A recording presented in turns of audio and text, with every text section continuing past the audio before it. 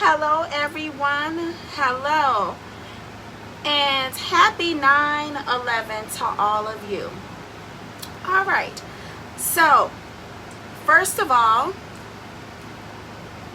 let's take a moment of silence for all of those that lost their lives in 9/11, and also for all of the victims that are still alive, and just for our nation.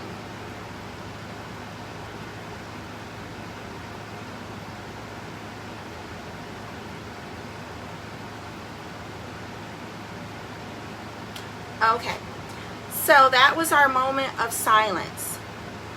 Now, do you all recall where you were at the time of 9/11? Do you remember what your first, how can I say it? How you were emotionally connected?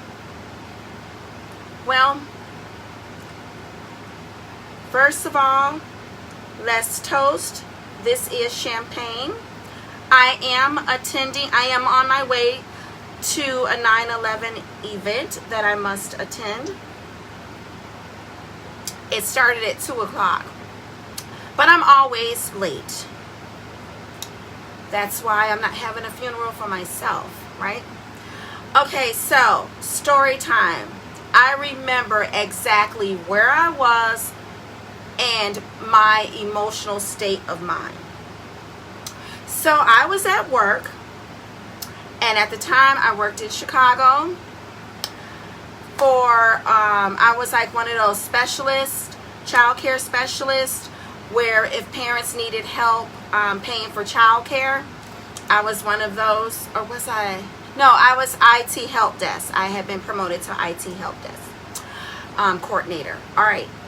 And I remember people screaming at work.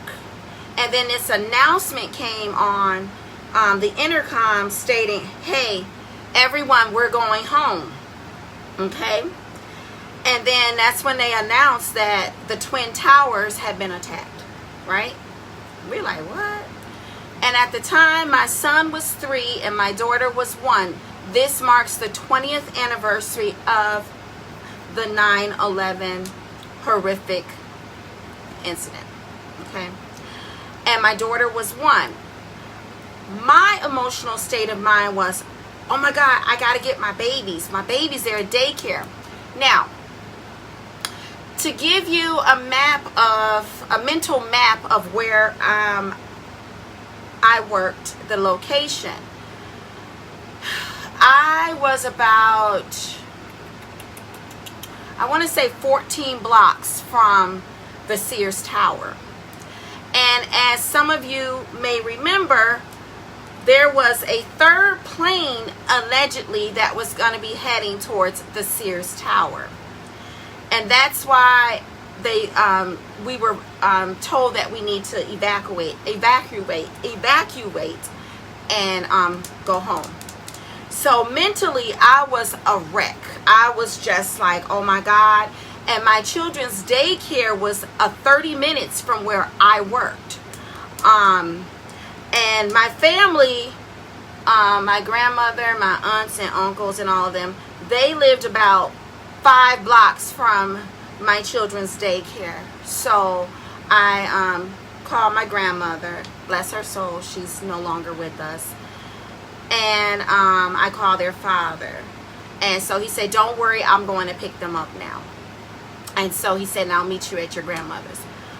But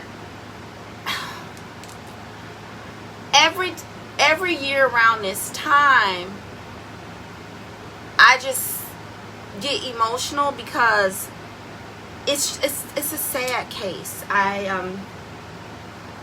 can't get the words out, but I need to take another sip of that champagne.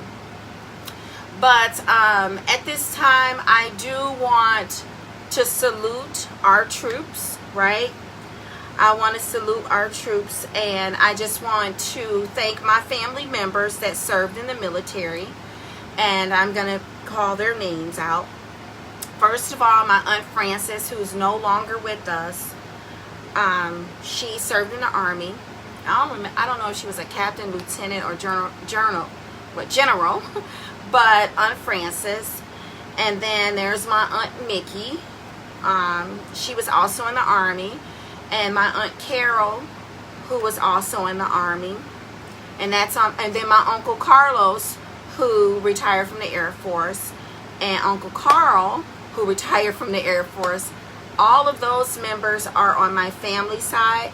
And then on my dad's side, of course, my father, who was in the Army, and he fought in Vietnam. He was the last infantry to leave Chicago, but I forgot where he was based out of. But he was sent to Fort Lee. Okay, that's actually the base that he resided in before he was sent to Vietnam. And then my Uncle Roan, who was in the Navy. And then my other Uncle Jimmy, so I have two Uncle Jimmys. And bless Uncle Jimmy, because that Uncle Jimmy was in the Marines and in the Army. And I think that's it on my dad's side. But anyways, I gotta go, y'all. Okay, so toast it up, because I know my friends are gonna be like, where's this girl at now? She more than an hour late. Okay, and have a good day.